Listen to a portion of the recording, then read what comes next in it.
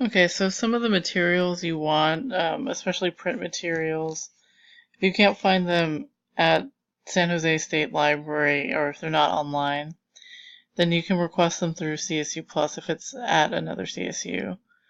So this first record, it shows me that it's not here. It says check holdings. So I just click on the record. And under availability, there's the option CSU Plus sharing request. So I'm just going to click on that. And because I'm already signed in, it automatically brings up this information for me.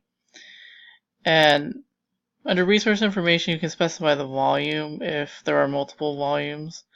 If not, you can just leave it blank, and it automatically defaults to SJSU library. And you don't have any other option but to keep it at that. And then you just click request here in the bottom right hand corner. And then just wait for this request placed message to come up, and that way you know that it went through.